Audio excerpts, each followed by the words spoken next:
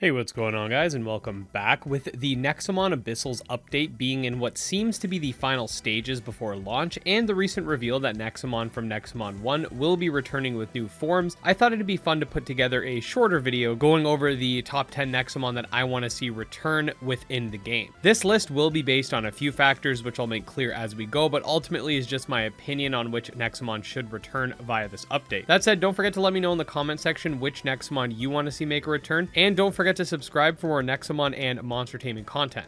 Alright, let's dive on in.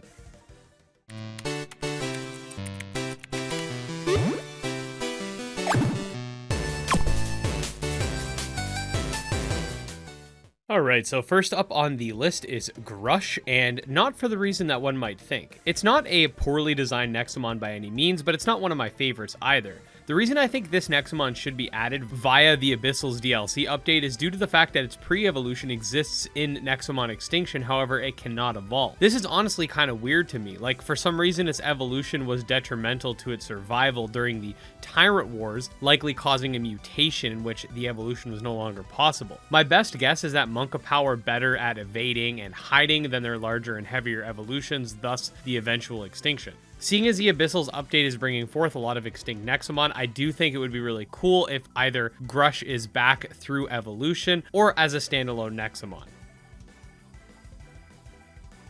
Okay, so this next one is purely for cosmic potential, and I'm not even kidding here. I think its design is really cool, but to me it still looks kind of like a middle form, with it being quite simplistic and kind of looking like a bit of an awkward teenager stage, if that makes any sense. If they do bring it back, I'd love to see them expand on the design, maybe make it a little taller or bulkier or something like that. But one thing I really do like about its design specifically is these arms that are sort of made of fire. I think the cosmic version should have a relatively similar palette layout, but instead of the orange and red flames, they should be turned into tinges of blue. I've always thought that blue fire was pretty epic, especially as seen on Mega Charizard X and even Azuli's firebending from Avatar. Ostridge may be an odd pick to some, and is definitely heavily biased on my side since I did utilize him in one of my playthroughs, but hear me out here. Yeah, so this is really stupid, but this Ostridge kind of reminds me of that really OP ninja Ostridge from Naruto, specifically the filler episodes, and this is literally why I want it in the game. I mean, I'm sorry, but come on guys, just make it happen.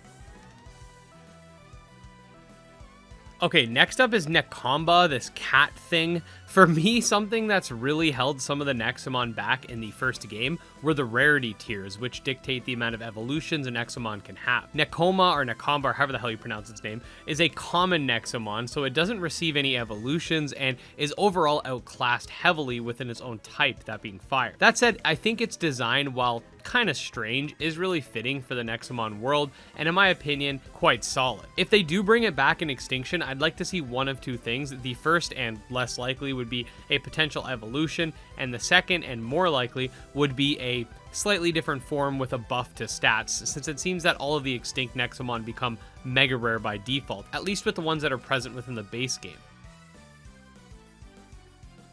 Okay, another lower tier Nexomon before we head into the top 5, where we start to get a little spicier, and then the top 3 is where we get the spiciest, but this one is Tyregg, another Nexomon that in my opinion heavily suffers from it being a common that gets no evolutions. I mean, literally, it's a baby dinosaur with an egg. I'd love to see an evolved form to explain how exactly these things are born. Like, if they're all babies, who's making them? If I had a list of Nexomon that I believed had huge potential but ended up being disappointing, this would be near the top. If it does come back, I'd like it to either get an evolution or a form in which it's a little more mature.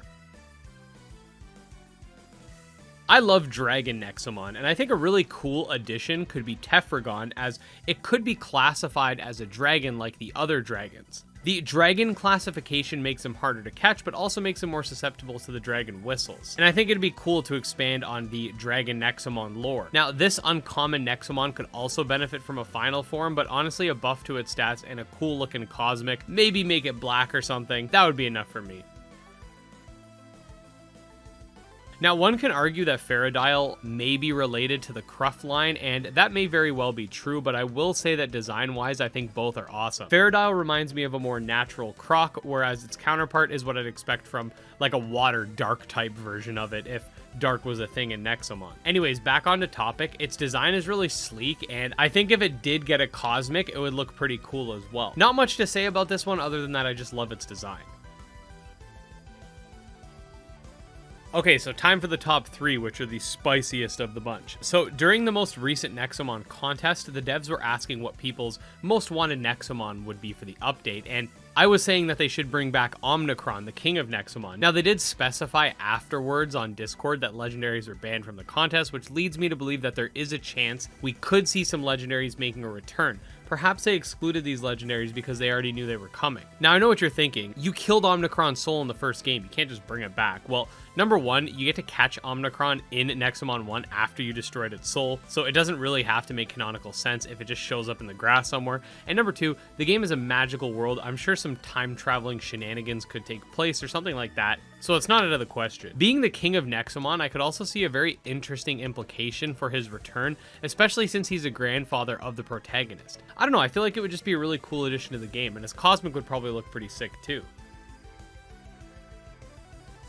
Nexomon One's Firestarter Fetidoom is pretty likely to already be coming back to Nexomon Extinction given the recent reveal of Jita and the fact that all the other starters besides Bevy have had some representation up to this point. That said, the reason Fetidoom is so high on this list for me is due to the scrapped content that we've seen in the original Netherworlds trailer that showcases these 4th evolutions for the starters. The mineral type one that you can see on screen is what eventually became Blizzstrong, and the other one is something that we've never seen to this point. I think it'd be really cool if they did use this image because number one, it looks pretty cool, and number two, it'd be nice to see these scrapped Nexomon get brought forth into an official capacity.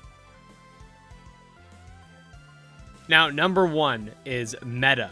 Theorized to be the 7th child of Omnicron, aka the Nexolord. Its addition to the game makes tons of sense given the fact that we don't really know what happens to the Nexolord after the events of the first game. We get some hints that he was originally going to play a part in the Netherworlds update via that scrapped content I mentioned earlier, but in the finished version, he's nowhere to be seen. I feel like there's a good chance we might get some sort of encounter with the Nexolord and subsequently Metta, and I'll honestly be kind of disappointed if we don't.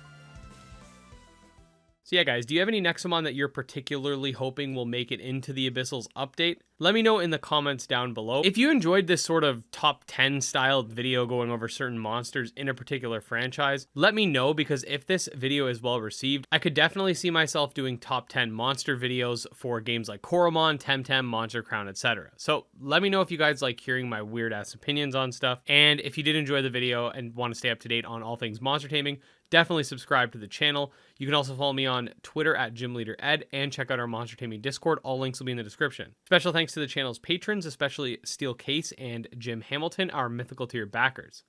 We'll see you guys next time. Peace.